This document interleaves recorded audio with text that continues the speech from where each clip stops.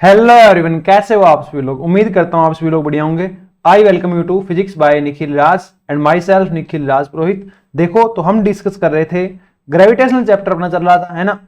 उसके अंदर अपने थ्योरी डिस्कस कर ली थी और अब अपने को डिस्कस करना है ग्रेविटेशन के क्वेश्चन डिस्कस करने हैं। ठीक है, तो देखो पहला क्वेश्चन क्या है अपने पास। वही बात है कि लगभग 20 के अप्रोक्स क्वेश्चन डिस्कस करेंगे। प्रत्येक क्वेश्चन आप खुद से सोल्व करने की ट्राई करें। खुद से सोल्व नहीं होता है तो उसके बाद आप इस वीडियो को देख सकते हैं। ओके, ये जो स्लाइड होगी, जो पीपीटी आपको अपनी स्क्रीन के ऊपर दिख रही है, इसकी पीडीएफ अगर आपको चाहिए तो आप अपना जो टेलीग्राम चैनल है ऑफिशियल वो ज्वाइन कर सकते हैं, टेलीग्राम ग्रुप ज्वाइन कर सकते हैं और व्हाट्सएप ग्रुप भी और व्हाट्सएप चैनल भी ज्वाइन कर सकते हैं। उनके लिंक जो है आपको डिस्क्रिप्शन के अंदर मिल जाएंगे। ठीक है, टॉपिक है अपने पास, पहला क्वेश्चन है देखो। Two identical solid copper sphere, दो आइडेंटिकल कॉपर स्फेयर हैं। आइडेंटिकल मतलब दोनों के दोनों सेम हैं। ऑफ रेडियस आर के हैं। Are placed in contact with each other, एक दूसरे के पास पास रखे हुए हैं। ठीक है, the gravitational attraction between them is proportional to, दो एक समान व आर त्रिज्या वाले तांबे के ठोस गोलों को परस्पर संपर्क में रखा गया है। ओके, तब उनके बीच का गुरुत्वीय आकर्षण बल समानुपाती होगा। तो अपने पास बल क्या होता है, F समानुपाती होता है G m1 m2 बटा आर स्क्वायर।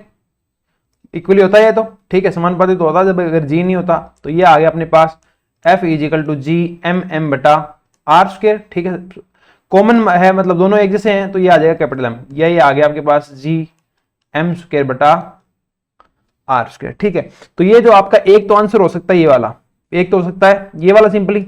दूसरा हो सकता है कि मान लो इसकी डेंसिटी रो हो तो इसका मास कितना हो जाएगा, रो बराबर होता है m बटा v।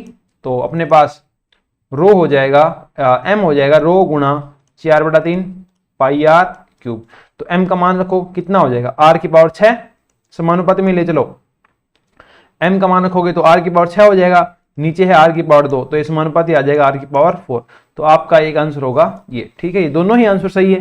ठीक है, डिपेंड करता है इसने पूछा गया है। अगर ये इसका डेंसिटी देता अपने को, अगर इसकी डेंसिटी दे देता तो ये क्या आता, r की पावर 4 आता, है ना। डेंसिटी नहीं दी तो इसका आंसर 1/r² भी हो सकता है। ठीक है, तो ये थोड़ा सा कॉन्ट्रोवर्शियल क्वेश्चन है।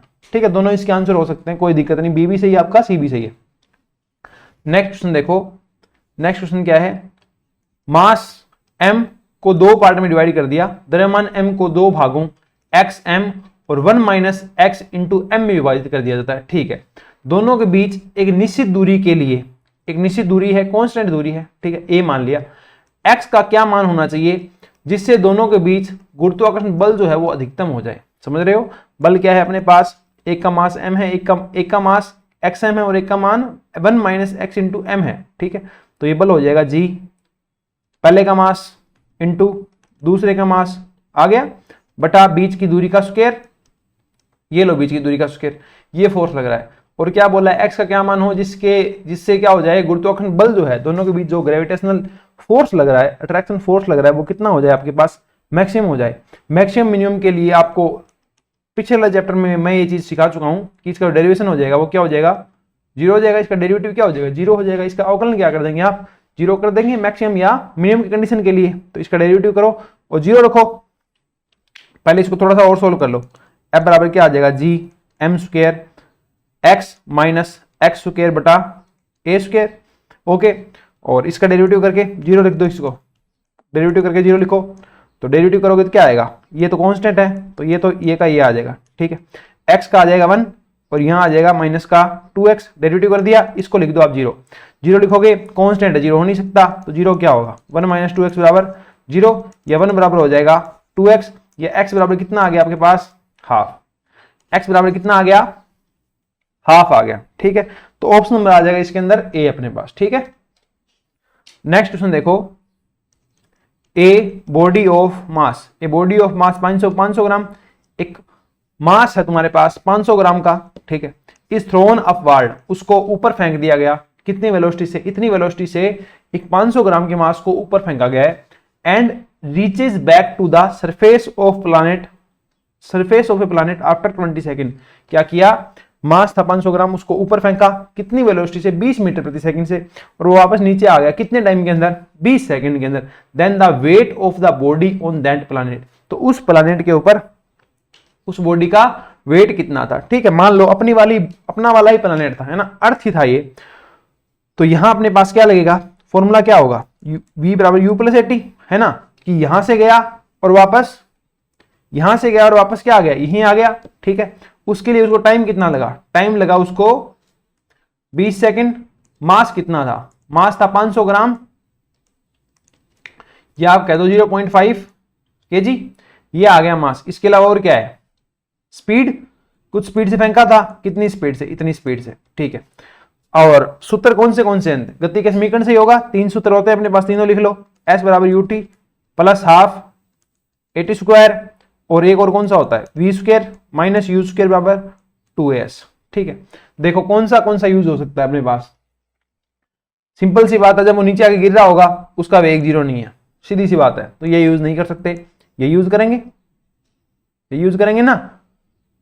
अपने पास v u का मान है, v का मान नहीं है, तो ये वाला भी यूज नहीं कर सकते, यही वाला यूज करेंगे। तो s देखो यहीं से जाएगा और वापस यहीं आ जाएगा, तो ऊंचाई कितनी हुई 0, प्रारंभिक वेग कितना था 20, टोटल टाइम कितना लगा 20 माइनस हाफ, एक्सेलरेशन कितना लग रहा है, सिंपल सी बात है ना, कोई किसी पिंड के ऊपर हो तो ग्रेविटेशन लगेगा, ऊपर फेंकोगे तो ग्रेविटेशन कहां लगता है, नीचे की ओर, तो ये आ जाएगा माइनस का a, या माइनस का a आ गया ना, इंटू टी स्क्वायर, टी कितना है, टी कितना है 2 दूनी 4, 400।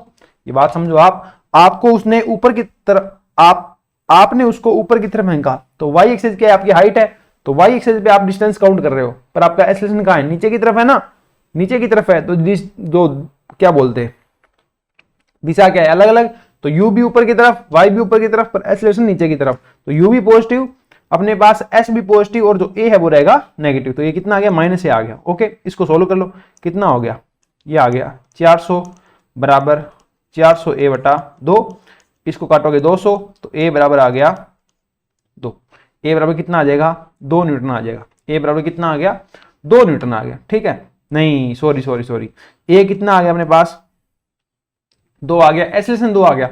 अगर एक्सेलरेशन g होता तो भार कितना होता mg, और अगर एक्सेलरेशन 2 है तो भार कितना होगा ma, मास कितना है 0.5, और g और a कितना है 2, तो ये आएगा 1 Newton.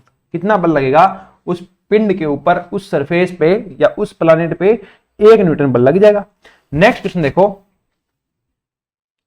Taking the radius of earth to be this, earth की रेडियस आपको इतनी लेनी है, by what percentage will the acceleration due to gravity at a height this from the surface of the earth differ from that on the surface of the earth. ठीक है, कि 6400 kilometre आप जो पृथ्वी है उसकी त्रिज्या ले लीजिए, पृथ्वी की सतह से 100 किलोमीटर ऊपर, पृथ्वी की सतह से 100 किलोमीटर ऊपर अपने पास जो एक्सेलरेशन ड्यू टू ग्रेविटी है वो कितना परसेंट अलग होगा। ठीक है, अब यहां पे एक चीज आप ध्यान दीजिए कि अपने पास जो भी एक्सेलरेशन किसी हाइट के ऊपर, ग्रेविटेशनल एक्सेलरेशन किसी हाइट के ऊपर और ग्रेविटेशनल एक्सेलरेशन किसी डेप्थ के ऊपर, वो आपको कैसे लेना है कि जैसे h वाला है ना, इसको तो आप ऐसे लोगे r प्लस h का स्क्वायर। ठीक है, यहां आ जाएगा सिंपल जी, वो रहेगा r स्क्वायर के समानुपाती, जबकि gd क्या रहेगा, सिंपली r के समानुपाती होता है, तो ये आएगा h r माइनस h आएगा, और जो g है अपना वो आ जाएगा r के समानुपाती। ठीक है, ये इस तरीके से रहेगा। ओके, क्योंकि डेप्थ वाला होता है ना वो r के समानुपाती होता है, तो r माइनस h हो जाएगी त्रिज्या, तो ये अपने पास r है उस टाइम, और ये है r स्क्वायर, ये है r प्लस h का स्क्वायर। ठीक है, इसको सोल्व किया था, ऊपर ले जाओगे, भाग दोगे, एक्सपेंशन करोगे तो 1 माइनस 2h बटा r आएगा, इसको करोगे तो 1 माइनस h बटा r रखा है आपके पास। ठीक है, ये दोनों फॉर्मूले आपको पता रखने हैं। ये क्या है, किसी h हाइट के ऊपर, h हाइट के ऊपर अपने पास फॉर्मूला है, ये किसी d डेप्थ के ऊपर फॉर्मूला है। ठीक है, d डेप्थ पे कितने हो जाएगा जो ग्रेविटेशनल एक्सेलरेशन है, gd बराबर g into r minus D बटा r, इस तरीके से रहेगा। ये क्वेश्चन अपने पास। ठीक है जी, आ जाओ, तो gh कितना हो गया, gh का मान आ गया g इंटू r स्क्वायर बटा r प्लस h का स्क्वायर, करो सोल्व, g का g पड़ा है r स्क्वायर, r मतलब पृथ्वी की त्रिज्या कितनी है 6400 किलोमीटर, तो ये भी स्क्वायर ही है, ये भी स्क्वायर है, किलोमीटर से किलोमीटर कट जाएगा, कोई दिक्कत नहीं है ना, तो यूनिट चेंज करने की जरूरत नहीं है, करनी हो तो कर भी सकते हो आप, कोई दिक्कत नहीं है। 6400 किलोमीटर है इसकी क्या है, स्क्वायर है, नीचे क्या है 6400 किलोमीटर प्लस आर कितना है, नहीं इसको सोल्व नहीं करते, इसमें क्या पूछा है, घूर्ती त्वरण के मान में कितना प्रतिशत भिन्न होगा, भिन्न निकालनी है। तो जी माइनस का जी एच बटा जी कि वास्तव में कितना है, ऊपर कितना कम हुआ और नीचे वास्तव में कितना था, ये आपको निकालना है परसेंट के अंदर, ठीक है। इनटू इसको कर दो 100%, ठीक है। ये आप सोल्व करो और इसको निकालो अपने पास, ओके। तो जी का जी है अपने पास, ठीक है। जी एच का मान कितना है, जी ये आ जाएगा आर स्क्वायर बटा आर प्लस एच का स्क्वायर, ठीक है जी। ये अपने पास कुछ इस तरीके से आ गया। और क्या है, और कोई दिक्कत नहीं, जी का भाग इंटू 100%, ठीक है। सोल्व करो इसको, क्या आएगा, यही चीज तो है, कोई दिक्कत थोड़ी है, नहीं कोई दिक्कत नहीं, आ जाओ आगे सोल्व करो। क्या हो जाएगा, ये हो जाएगा जी से जी गया, ये इधर चला जाएगा, तो ये आएगा अपने पास आर प्लस एच का स्क्वायर माइनस आर स्क्वायर, है ना। नीचे आ जाएगा आर प्लस एच का स्क्वायर, फिर से आर प्लस एच का स्क्वायर इंटू 100% करो, ये होगा R square plus H square plus 2rh, R square से आर एच स्क्वायर गया तो ये बच गया एच स्क्वायर प्लस 2hr बटा आर प्लस एच का स्क्वायर इंटू 100%, ठीक है। करो सोल्व, ये कितना हो गया, सब किलोमीटर में, ये तो कोई दिक्कत नहीं है, 100 है 6400 है ना, तो ये हो जाएगा 100 का स्क्वायर, ये हो जाएगा 6400 इंटू 100, तो ये लो, और ये 100 प्लस 6400 इसका स्क्वायर इंटू 100%, ठीक है। डबल जीरो सबसे काट दो, डबल जीरो इसे कॉमन लोगे तो 4 जीरो कट जाएगी, ये लो, और 4 जीरो इसे कट जाएगी, और इसका स्क्वायर हो गया, तो ये हो गया 65 का स्क्वायर, तो ये आ गया 265 बटा 65 का स्क्वायर गुणा 100%, इतना डिफरेंस आएगा। इसको मैं कैलकुलेटर से सोल्व कर लेता हूं, देखो करो इसको कैलकुलेटर से सोल्व, कितना आएगा 265 भाग 65 और इंटू 100, तो ये आ गया अपने पास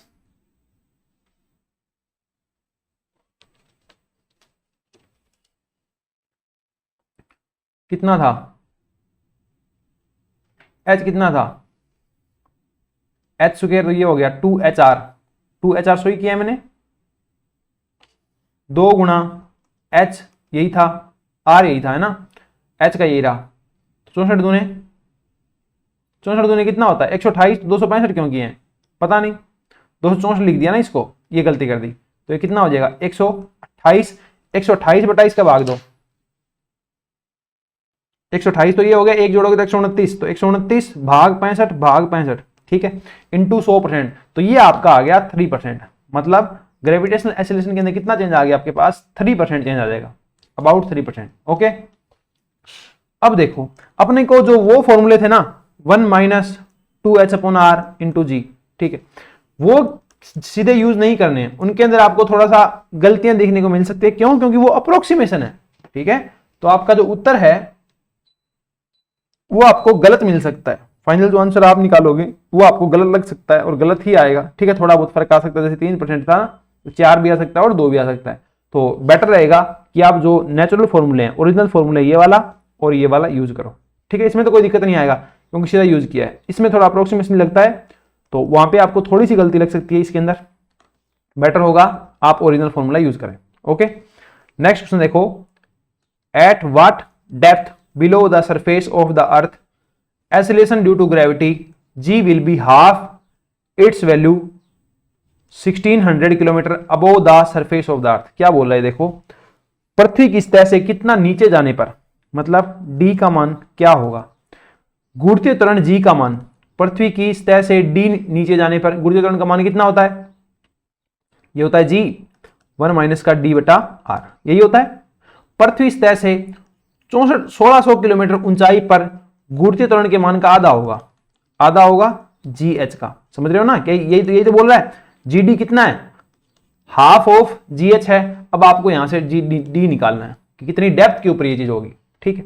करो इसको सोल्व, ये क्या है अपने पास, G 1 माइनस D बटा R बराबर 1/2, GH है जी एच करो, जी एच क्या होगा, जी एच अभी भी निकाला था, वो आएगा जी, और जी आएगा तो नीचे होता है आर स्क्वायर, है ना, जी जो आता है नीचे आर स्क्वायर होता है, तो यहाँ आएगा आर प्लस एच का स्क्वायर, और यहाँ आ जाएगा आपके पास आर का स्क्वायर।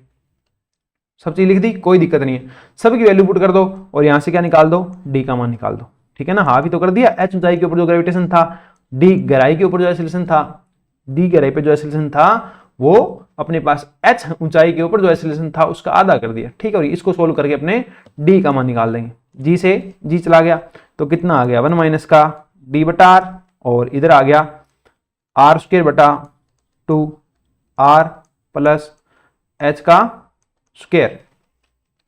सोल्व करो, इसको करो सोल्व, तो क्या आएगा, ये आ जाएगा 1 माइनस डी बटा बराबर आर स्क्वायर बटा 2 गुना आर प्लस एच का स्क्वायर। करें इसको सोल्व, ठीक है जी, करो सोल्व,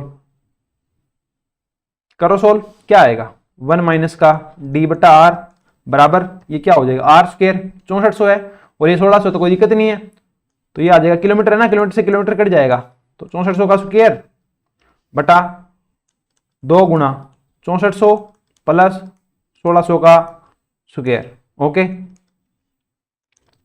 तो ये हो जाएगा अपने पास 2 जीरो से 2 जीरो गई, इसकी भी गई 64 16 16 चौक 64 16 5 80, 64 बटा 80, और इसका क्या है स्क्वायर 1 बटा 2 डी बटा आर माइनस का 1 1 माइनस का डी बटा आर बराबर आ गया 1 बटा 2 16 चौके 64 16 5 80 4 चौके 16 5 5 25 2 8 16, तो ये आ गया 8 बटा 25। यहाँ से डी बटा आर कितना आ गया 1 माइनस 8 बटा 25, 25 से 8 गया 16 1 17 बटा 25, डी बराबर कितना आ गया 17 बटा 25 गुणा 6400 किलोमीटर, 4 से नीचे गुना 4 से ऊपर गुना 25 के 100 100 से 100 गया, ये कितना आ गया 64 गुना 4 गुना 17, 64 गुना 4 गुना 17 करो, 64 गुना 4 गुना 17,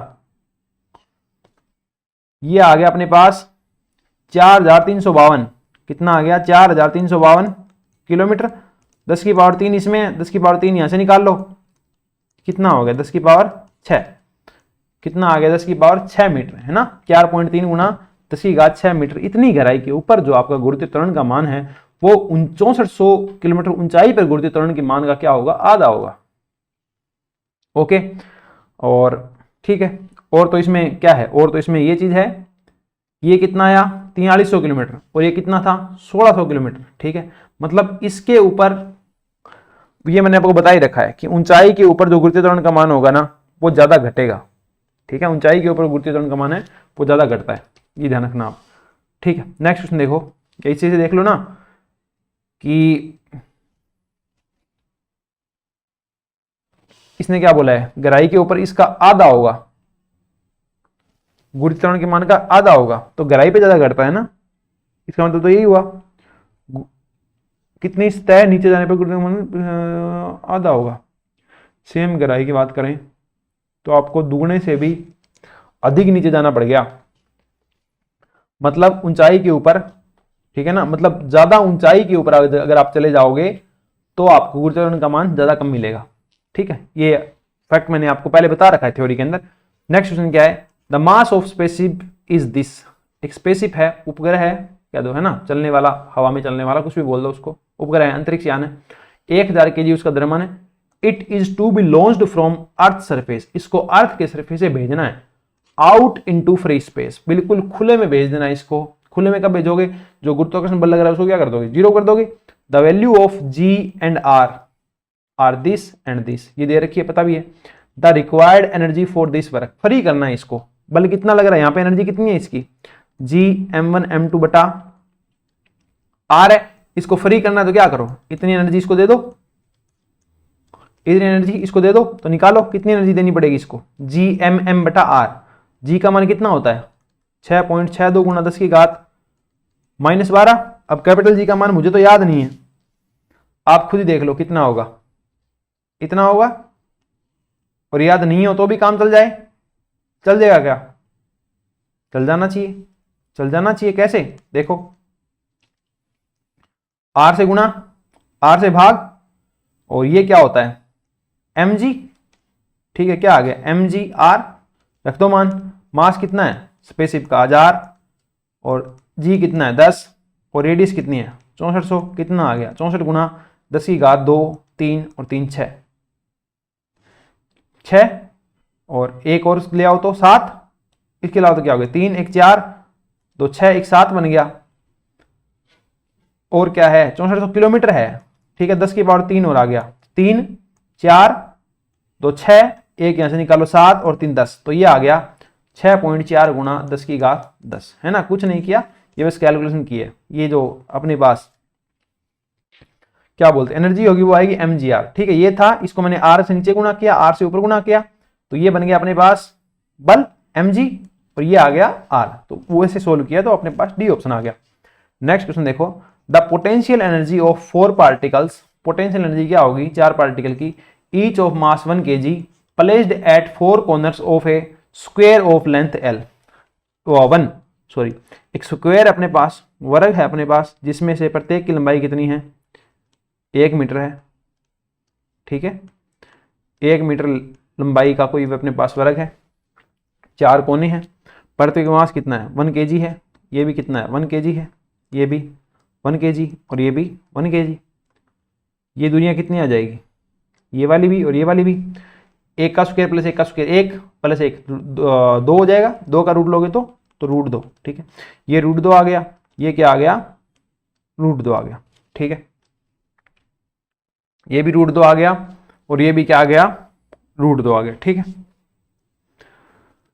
तो निकालो, क्या निकालो, क्या निकालनी है, गुरुत्वीय स्थिति ऊर्जा निकालनी है, ठीक है, क्या आएगी गुरुत्वीय स्थिति ऊर्जा, सारी की सारी अट्रैक्शन आएगी, ठीक है, कोई दिक्कत नहीं, तो आएगी तो माइनस में ही, ये आ सकती है, ये आ सकती है, प्लस में नहीं आएगी, क्योंकि जो गुरुत्वीय बल है वह कैसा है, आकर्षण प्रकृति का है, कंजर्वेटिव प्रॉपर्टी का है, अट्रैक्शन प्रॉपर्टीज का है ना, अट्रैक्शन गुण का है, तो बांधे रखेगा, सिस्टम को बांधे रखेगा तो माइनस आएगा, तो इसमें से कोई आंसर होना चाहिए।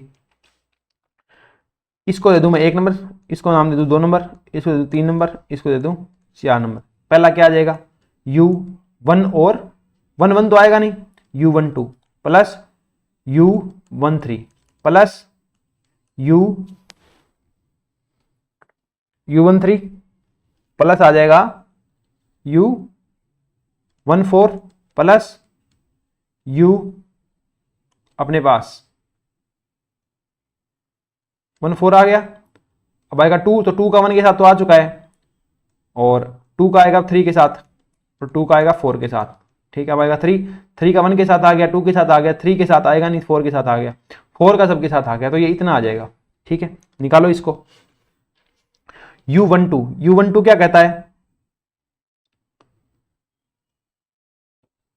G m1 m2 बटा बीच की दूरी U12 बीच की दूरी कितनी है 1, इधर 13 में GMM मास सेम ही है सबका ही 1 है, तो कोई दिक्कत नहीं है, ये है 13 के बीच दूरी कितनी है √2, 14 के बीच में फिर से 1,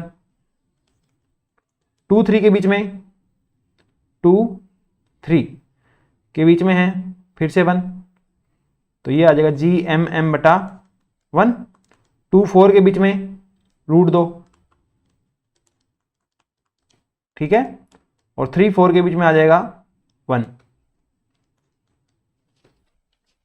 बोलो कोई समस्या, 12 के बीच में 1, 13 के बीच में √2, और उसके बाद 14 के बीच में 1, और 23 के बीच में 1, और 24 के बीच में √2, और 34 के बीच में 1, ठीक है, इसको सोल्व करो, क्या आ गया 1 2 3 4 गुना G, ठीक है, सारे माइनस के अंदर है, और ये 2 है तो ये हो जाएगा 2 बटा √2 GMM, ये कितना है 1.414, 14 का भाग दोगे 14 7 98, तो ये आएगा माइनस का 0.4 G, तो ये आ गया माइनस का 4.7 G, कितना आ गया माइनस का 4.7 G, तो ये उत्तर इसमें ऑप्शन में है क्यों नहीं।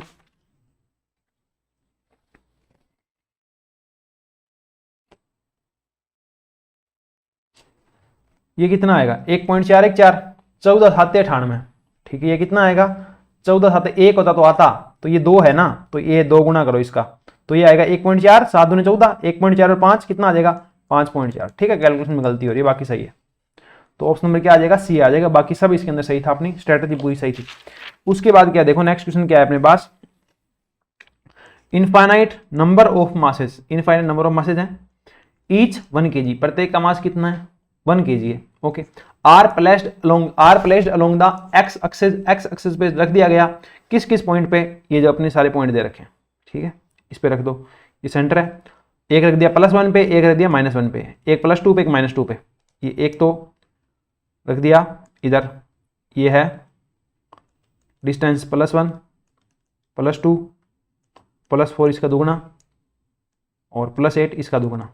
ठीक है, इसी तरीके से -1, ये -2 और ये -3। The magnitude of the resultant gravitational potential, gravitational potential कितना आएगा in terms of gravitational constant at the origin 0। इसके ऊपर पोटेंशियल कितना आएगा इन सब की वजह से। जो पोटेंशियल होता है वो एक अधिक राशि होता है ना, तो वहां बीजगणितीय योग होगा जैसा सीधा संख्याओं का होता है। ठीक है, तो करो 1 का करो, 2 का करो, आपको पता है प्रत्येक 2 है, ये दूरी और ये दूरी सेम, ये दूरी और ये दूरी सेम, तो इसके कारण जितना आएगा उसका दुगना करोगे तो ये दोनों कवर, इसके कारण जितना इस पे दुगना करोगे तो ये दोनों कवर, इसके कारण इस पे जितना आएगा उसका दुगना करोगे तो ये दोनों कवर। ठीक है, तो टोटल जो पोटेंशियल होगा वो मैं मान लेता हूं V होगा, कितना आ जाएगा 2 गुना पोटेंशियल ड्यू टू कितने वाला +1 वाला पार्टिकल, +2 वाला पार्टिकल, +4 वाला पार्टिकल, दिस कर दो, 2 गुना A के कारण पोटेंशियल कितना आएगा Gm बटा Gm1 m2 बटा R। पोटेंशियल क्या होता है KQ/R होता है ना, इलेक्ट्रोस्टैटिक पे आ जाओ, KQ/R, तो यहां कितना होगा Gm/R। ठीक है जी, दूसरा Gm/R1 है, ये हो जाएगा R2, ये हो जाएगा Gm/R3। यहां पे R3 क्या है, सारी दूरियां हैं, ये अनंत तक चलता जाएगा, तो ये बन गया आपके पास 2 गुना G, बाहर मास 1 है तो 1 हो गया, 1/R1 पहली दूरी, ये दूरी कितनी है 1 है, कितनी है 1 है, दूसरी दूरी कितनी है 2 है, तीसरी दूरी कितनी है 4 है, चौथी दूरी कितनी है 8 है, इस तरीके से चलता जाएगा। ठीक है, सोल्व करो इसको, ये आ जाएगा अपने पास A/1 - R। R क्या होता है, दूसरे में पहले का भाग दो, कितना आएगा हाफ, हाफ का 1 से हाफ गया तो हाफ ऊपर जाएगा तो 2, तो ये आ जाएगा 4G। टोटल पोटेंशियल कितना आ गया अपने पास 4G है क्या, ये रहा। 4G अपना क्या आ जाएगा, आंसर आ जाएगा, जमाना 5G का है पर यहां पे आंसर क्या आ जाएगा 4G का आ जाएगा। नेक्स्ट क्वेश्चन देखो क्या है, a rocket is launched normal to the surface of the earth. एक रॉकेट जो है वो अर्थ जो है अपने पास धरती जो है उससे लंबवत लॉन्च कर दिया गया। ठीक है, अवे फ्रॉम द सन, सूर्य से दूर की ओर, away from the sun along the line joining the sun and the earth, धरती और सूरज को जोड़ने वाली रेखा से दूर की ओर लॉन्च कर दिया गया। The sun is this times heavier than the earth, इतना धरती से ज्यादा भार है सूरज के अंदर, and is at a distance this times larger than the radius of the earth, और वो दूरी कितनी है उस पार्टिकल की और सूरज की 2.5 गुणा 10⁴ times radius of the earth. ठीक है, मतलब रेडियस R ऑफ E कितना है, धरती की रेडियस कितनी होती है 64 kilometre. The escape velocity from the earth gravitational field is this, इतनी वेलोसिटी से उसको फेंकना पड़ेगा आपको। Required for rocket to be able to leave the sun earth system. देखो पहले सिर्फ सन को छोड़ना था तो वो आती है सिंपली 2Gm/R, इस बार सन को भी छोड़ना है, मतलब सिर्फ अर्थ को छोड़ना था तो इतनी आनी थी, इस बार अर्थ को भी छोड़ना पड़ेगा, और ये ध्यान रखना पड़ेगा कि वो वेलोसिटी इतनी हो कि वो सूरज वाला जो प्रभाव उठना है ना गुरुत्वाकर्षण को, उसको भी छोड़ के चला जाए। System is close to ignore the rotation and the revolution of the earth and the presence of any other planet. समझिए आप क्या कह रहा है, ये अपने पास अर्थ है, हिंदी में और पढ़ दो एक बार। रॉकेट भूतल के अभिलंबत सूरज और पृथ्वी को जोड़ने वाली रेखा में सूर्य से दूरी की तरफ प्रक्षेपित किया गया है। ठीक है, सूर्य पृथ्वी से इतनी गुना भारी है और पृथ्वी की त्रिज्या से इतना गुना दूरी पर स्थित है। पृथ्वी से गुरुत्वाकर्षण क्षेत्र के लिए पलायन गति इतनी है। रॉकेट को सूर्य और पृथ्वी के निकाय के गुरुत्वाकर्षण से मुक्त होने के लिए कम से कम प्रारंभिक वेग vs का निकटतम मान होगा। आ जाओ, क्या बोला है, ये पृथ्वी है, ये सूर्य है, ये इनको जोड़ने वाली रेखा है। ठीक है, तो इससे दूरी की तरफ भेजा गया है, इससे दूरी की तरफ का डायग्राम मुझे समझ में आ नहीं रहा कैसे भेजा है। डायग्राम तो हाँ ऐसे देख सकते हो आप कि वो पार्टिकल यहाँ पे है, ठीक है।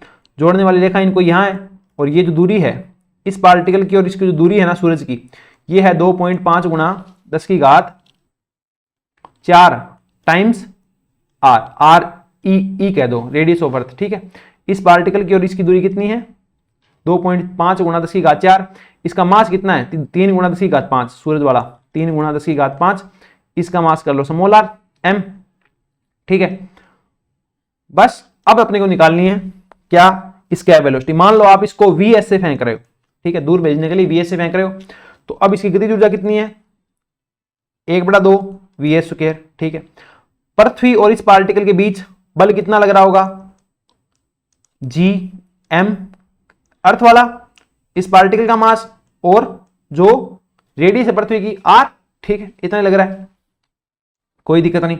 सूरज और इसके बीच में भी क्या लग रहा है अट्रैक्शन फोर्स लग रहा है ना पार्टिकल के बीच, क्योंकि पार्टिकल कौन खींचेगा अर्थ भी खींचेगी, अर्थ भी खींचेगी और सूरज भी खींचेगा। सूरज और पृथ्वी के बीच जो गुरुत्वाकर्षण बल लग रहा है उससे हमने को कोई मतलब नहीं है, ठीक है। तो ये आ जाएगा माइनस का जी एम, अपने पास अर्थ वाला आएगा नहीं सूरज वाला, ये पार्टिकल का मास, और यहां दूरी आ जाएगी कौन सी सन वाली, सन और पार्टिकल के बीच की, ये क्या है पृथ्वी की और इस पार्टिकल के बीच की, ठीक है। ये क्या है इसकी कुल ऊर्जा है, इतनी हमने दी है, इतनी गुरुत्वाकर्षण पृथ्वी के कारण, इतनी जो गुरुत्वाकर्षण लग रहा है सूरज के कारण।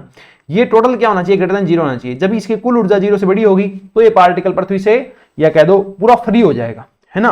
पार्टिकल को फ्री होने के लिए क्या चाहिए E इज ग्रेटर देन 0, यही तो किया इक्वेशन पहले कि इसको फ्री करना है तो जो टोटल एनर्जी है वो कितनी कर दो आप ग्रेटर देन 0 कर दो। करो इसको सोल्व, इक्वल ले लेते हैं एक बार इसको, ठीक है, लास्ट में सोल्व हो जाएगा अपने आप। तो ये आ जाएगा 1/2 mv², यहां से काटना शुरू करो, m से m गया, और ये आ गया v²/2 बराबर, ये आ गया जी me/r माइनस, नहीं इधर जाएगा तो प्लस, दोनों प्लस हो जाएंगे ना, जी का जी ms, सन का मास कितना है 3 गुणा 10⁵, और धरती का मास, ठीक है, RH कितना है 2.5 गुणा 10⁴, R ऑफ E, ये भी R ऑफ E है, सोल्व करो, ये आ गया 10 10 ये 30, 30 में 2.5 का भाग दो, कितना आएगा 30 में आप 2.5 का भाग दो, देखो 30 में 5 का भाग देते 6 आता, 10 का 2.5 का दोगे तो 12 आ जाएगा, 12 + 1 13, तो ये आ गया 13 GME/RE, 2 और है तो 2 का गुणा और कर दो, ये आ गया VS², तो ये अपने पास VS आ गया √13 × 2 GME/RE। ये क्या थी आपको याद हो तो पृथ्वी वाली स्केप वेलोसिटी जो कितनी थी 11.2 किलोमीटर, तो VS कितना आ गया अपने पास, VS आ गया आपके पास √13 गुणा 11.2 किलोमीटर प्रति सेकंड, स्केप वेलोसिटी आ गई, ठीक है ना। दोनों को छोड़ के भागना तो इतनी स्केप वेलोसिटी चाहिए, तो √13 बनाओ 3.6 गुणा 11.2, तो ये आ जाएगा 40 आ जाएगी स्केप वेलोसिटी। 40 है क्या अपने पास, 40 42 ऐसा ही कुछ आ रहा है ना, ये अपना आंसर हो गया। स्केप वेलोसिटी कितनी आ गई 40 42 हो गई। उम्मीद कर रहा हूं कि आपको सब कुछ अच्छे तरीके से समझ में आ गया होगा, है ना, कोई डाउट आपके पास नहीं बचा होगा। क्या किया, यहां से फेंका तो वी से फेंका तो इतनी एनर्जी गुरुत्वाकर्षण वाली पृथ्वी और गुरुत्वाकर्षण सूरज, ठीक है, इनसे इन टोटल एनर्जी जो है वो जब 0 से बड़ी होती है तो आपको जो पार्टिकल होता है वो फ्री हो जाता है। ओके, नेक्स्ट क्वेश्चन देखो, एक अंतरिक्ष यात्री एक उपग्रह से पृथ्वी की सतह से इतनी ऊंचाई पर इतने वेग से क्या कर रहा है परिक्रमा कर रहा है, तब अंतरिक्ष यात्री पर लगने वाले अभिकेंद्रीय बल का मान क्या होगा, ठीक है ना। एक ये अपनी सतह है, इससे पृथ्वी की सतह से इतनी ऊंचाई पे है 630 किलोमीटर ऊंचाई पे है, इतने वेग से क्या कर रहा है परिक्रमा कर रहा है 7 किलोमीटर प्रति सेकंड से, तो इस पार्टिकल पे लगने वाला अभिकेंद्रीय बल कितना होगा बताओ। उस पार्टिकल का मास कितना है 80 किलोमीटर है, ठीक है। तो बनाओ अपने पास F बराबर कितना होगा mv²/r, mv²/r ही तो होता है, निकाल दो। मास कितना है 80 kg, वेग कितना है 7 7 49 kilometre 10⁻3 10⁻6 r + h, r radius कितनी है 6400 प्लस h कितना है 630 किलोमीटर है 10⁻3। ओके कर दो सॉल्व, ये आ गया 10⁻3, 1 0 कॉमन लेके और काट दिया 10⁻2, 1 इससे काट दो 10⁻3, ठीक है। करो सोल्व, कितनी हो गई 49 गुणा 8 बटा 63 प्लस 640, 63 और 60 हो गए 700, 703 माने तो 700 मान लेते हैं। 7 7 49, 7 10 100, 8 7 56 बटा 100 गुणा 10 की घात 3, इसको काट दो बच गया 10, ये आ गया 560 न्यूटन। तो कितना आ गया आपके पास आंसर? 560 न्यूटन टोटल बल लग रहा हो। ओके, नेक्स्ट क्वेश्चन आप देखो, a satellite moves in a circle around the earth. एक सैटेलाइट है जो वो अर्थ जो है ना उसके चारों ओर घूम रहा है, ठीक है, ओके जी घूम रहा है। The radius of this circle is equal to the 1/2 of the radius of the moon's orbit, ठीक है ना। ये जो त्रिज्या है, ये जो ऑर्बिट बना है इसकी जो त्रिज्या है वो मून वाली वो त्रिज्या थी, जैसे कि ये मून घूम रहा है, ये क्या है ना, मून घूम रहा है अर्थ के आसपास, ठीक है। तो ये जो त्रिज्या थी ना ये वाली उसकी कितनी है? 1/2 है, 1/2 है ना। तो ये लो मून वाली त्रिज्या और उसकी हाफ है, ठीक है जी कर दी। The satellite completes 1 revolution is, satellite कितने टाइम के अंदर एक चक्कर पूरा करेगा? लूनर मंथ क्या है? लूनर मंथ का अर्थ है कि चंद्रमा जो है ना वो पृथ्वी के चारों ओर एक सर्कल कितने टाइम में पूरा करता है? एक लूनर मंथ में पूरा करता है। कितना करता है? एक लूनर मंथ में कंप्लीट करता है। तो ये वाला जो उपग्रह है वो कितने टाइम में पूरा करेगा? जब इसकी रेडियस क्या है उस लूनर मंथ वाले की, मतलब मून वाले की आधी है रेडियस, ठीक है। आपको पता है टी की पावर 3 समानुपाती ए स्क्वायर था क्या, या टी स्क्वायर समानुपाती ए की क्यूब था? टी स्क्वायर समानुपाती ए की क्यूब था मेरे हिसाब से, मुझे अभी याद नहीं है, हाँ यही था, ठीक है ना। टी स्क्वायर समानुपाती ए क्यूब या टी समानुपाती कह दो ए की पावर 3/2। तो यहां आ जाओ आप, यहां आ जाओ, ये क्या है नया तो है टी वाला, और ये हो जाएगा आर मून बटा 2 इसकी पावर 3/2, और पहले क्या है लूनर मंथ वाला, तो ये आ गया एक लूनर, ये समानुपाती क्या होगा मून वाले की पावर 3/2, करो सोल्व, 3/2 आर एम की पावर 3/2 से आर एम की पावर 3/2 गया, क्या आ गया टी बराबर आ गया 1/2 इसकी पावर 3/2 1 लूनर। तो ये आ गया 1/2√2 ऊपर आ गया लूनर मंथ, ठीक है ना, कि लूनर मंथ के इतने भाग में ही आपकी चीजें कंप्लीट हो जाएगी। तो ये आ गया है ना 2 की power -3/2 lunar month. Okay, next question देखो, if the gravitational force between two object were proportional to this, gravitational force इसके प्रोपोर्शनल होता, 1/r² के प्रोपोर्शनल ना होता, ठीक है। r is the separation between them, then a particle in circular orbit under such a force would have its orbital speed v। कक्षीय जाल किसके समानुपाती आती अगर ऐसा होता? क्या कह रहा है कि जो बल है वो 1/r² ना होकर 1/r के समानुपाती होता, तो कक्षीय जाल किसके समानुपाती आती? सिंपल सी बात, जो अपने पास अभिकेंद्रीय बल है वो तो वो का वही रहेगा, ठीक है, m²/r। अब जो गुरुत्वाकर्षण लग रहा था वो क्या हो जाएगा Gmm/r² था पहले, अब r हो गया, r से r गया, तो v किसी के समानुपाती नहीं है, v क्या आ गया कांस्टेंट आ गया ना, है या नहीं, m से m गया, ये कांस्टेंट ये कांस्टेंट, तो ये v क्या आ गया कांस्टेंट आ गया, तो r की पावर किसके समानुपाती होगा 0। नेक्स्ट क्वेश्चन देखो, a satellite is revolving in a circular orbit at height h, h height के ऊपर रिवॉल्व कर रहा है from the earth surface, radius of r, h is very less than r, the minimum increase in its orbital velocity required to that the satellite could escape from earth gravitational field is close to। क्या बोल रहा है ये कह रहा है कि h height के ऊपर है ना आपका जो ऑर्बिट है ना वो घूम रहा है, ठीक है, और जो ऑर्बिटल वेलोसिटी है हम जानते हैं वो कितनी होती है Gm/r, नीचे r से गुणा करो ऊपर r से गुणा करो, तो ये आ जाता है आपका G/r, ठीक है, ये है ऑर्बिटल वेलोसिटी। इसके बाद क्या है, ये कह रहा है कि इसको फ्री करना है, आपको स्कैप करवाना है, स्कैप करवाने के लिए वेलोसिटी कितनी होनी चाहिए, इतनी होनी चाहिए 2gr, है ना, या फिर आप कह दो 2gm/r, इतनी होनी चाहिए, समीकरण नंबर 2। क्या कह रहा है ये, कक्षीय गति में न्यूनतम बदलाव, तो इसके वेग में कितना परिवर्तन करें, पहले इतना होगा बाद में इतना होगा, तो चेंज कितना करना है ve माइनस का v0, तभी तो ये भाग जाएगा, यहां से करो तो चेंज कितना आ जाएगा √gm/r कॉमन आ जाएगा, यहां क्या है √2, यहां क्या है 1, तो ये आपका आंसर हो गया, ठीक है, इसे आप √gr लिखते हो। ओके, कितना बदलाव करना पड़ेगा अगर कक्षीय गति से बाहर ही फेंक देना है, तो वहां है vo ऑर्बिटल वेलोसिटी और वहां क्या स्कैप वेलोसिटी, दोनों का अंतर निकाल दो, उतनी वेलोसिटी बढ़ा लेनी पड़ेगी।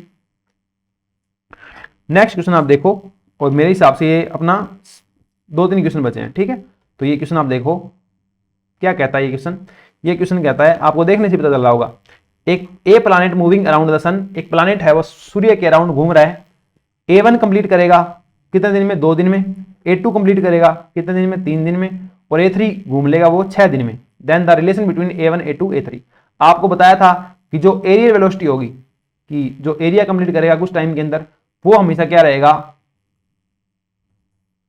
कांस्टेंट रहेगा ना। तो यहां पे मान लो A1 कंप्लीट किया 2 दिन में, ठीक है, dA बटा dt, एरिया कितना A1, टाइम कितना 2, एरिया कितना A2, टाइम कितना 3, एरिया कितना A3, टाइम कितना 6। ओके, ये इक्वल रहेगा। निकालना क्या है, रेशियो निकालना है, सबको 6 से गुना कर दो, 6 6 और 6, 2 3 3 A1, 3 दूने 2 A2 और 6 एकम A3, 3 2 1 3 2 1।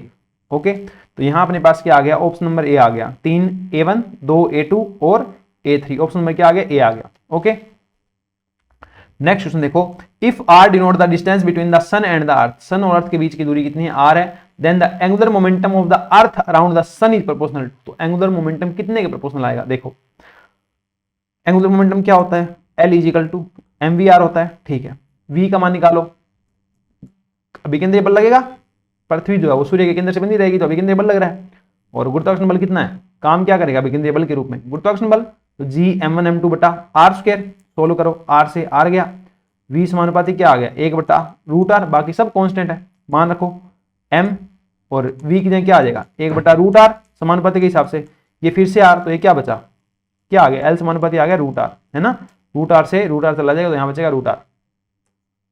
ओके, L क्या आ गया, रूट r आ गया, मान निकालना हो पूरा, तो यहां से v का मान निकालो, यहां रख दो, सोल्व कर दो, तुम्हारा आंसर आ जाएगा। पर अपने को सिर्फ प्रोपोर्शनलिटी पूछी थी, तो मैंने रूट r आंसर निकाल दिया, समझ रहे हो ना आप, v का मान निकाल दिया यहां से 1/√r, उसको यहां रख दिया, अपना आंसर आ गया। लास्ट क्वेश्चन देखो क्या है, लास्ट क्वेश्चन है अपने पास, the kinetic energy of a planet, the kinetic energy of a planet in an elliptical orbit about the sun at a position A B and C are this. Kinetic energy कितनी है एक planet की elliptical orbit में सन के चारों ओर, इस पे है के ए, इस पे है के बी और इस पे है के सी। AC is the major axis and SB is perpendicular to the AC at the position of the sun as shown in the figure। then S क्या है, सन की पोजीशन है, और ये क्या हो गई, उपग्रह की पोजीशन हो गई, ठीक है। तो काइनेटिक एनर्जी सबसे ज्यादा किस पे होगी, ओके, तो ये घूम रहा है, घूर्णन गति कर रहा है, तो काइनेटिक एनर्जी कितनी आएगी, काइनेटिक एनर्जी आएगी अपने पास 1/2 आई ओमेगा स्क्वायर, नहीं रुको, काइनेटिक एनर्जी आएगी, हाँ काइनेटिक एनर्जी कितनी आती है 1/2 mv स्क्वायर आएगी, ठीक है। इसको तुम क्या लिख दोगे,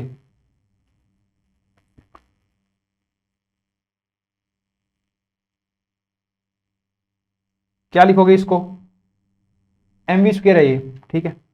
यहां आर स्क्वायर का गुणा, नीचे भी आर स्क्वायर का गुणा, ठीक है, ऊपर m का गुणा, नीचे भी m का गुणा, ये क्या बन गया mvr, तो ये l स्क्वायर बटा 2 mr स्क्वायर, mr स्क्वायर क्या लिखोगे इनर्शिया, एक तरीके से इनर्शिया लिखो, या नहीं लिख रहे तो ये क्या पढ़ने दो, l स्क्वायर बटा 2 mr स्क्वायर, ठीक है ना। ये जो उपग्रह है वो सूर्य के चारों ओर घूम रहा है, उस टाइम का कोणीय समय क्या है, l है, जो वर्त्याकार गति होगी या दीर्घ वर्त्याकार गति होगी उसमें कोणीय समय हमेशा क्या रहेगा, संरक्षित रहेगा।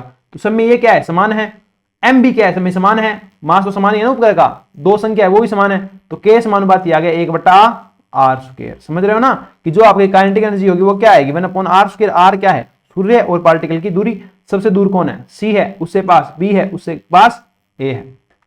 बात समझ में आई क्या, 1/2 mv स्क्वायर, ऊपर m का गुणा, नीचे m का गुणा, ऊपर r स्क्वायर का गुणा, नीचे r स्क्वायर का गुणा, ये क्या बन गया l स्क्वायर, एंगुलर मोमेंटम का स्क्वायर, 2 गुणा mr स्क्वायर, ये कांस्टेंट इस गति के अंदर, तो k समानुपाती 1/r स्क्वायर। ये क्या है सबसे बड़ा, तो इसके लिए जो k होगा वो सबसे कम, तो kc सबसे कम, इससे छोटा kb, तो इससे ज्यादा kb, इससे ज्यादा kb, सबसे कम ये, तो सबसे ज्यादा k, तो ऑप्शन नंबर क्या आ जाएगा, बी आ जाएगा, ठीक है। इस तरीके से अपन ने जो ग्रेविटेशनल चैप्टर था उसके सारे के सारे क्वेश्चन जो था अपने सोल्व कर लिए है ना। मैंने जितने डिसाइड किए थे कि इतने क्वेश्चन अपने को सोल्व करने चाहिए, सफिशिएंट नंबर ऑफ क्वेश्चंस, वो अपन ने सोल्व कर लिए। ठीक है, तो मिलते हैं अब अगले लेक्चर के अंदर।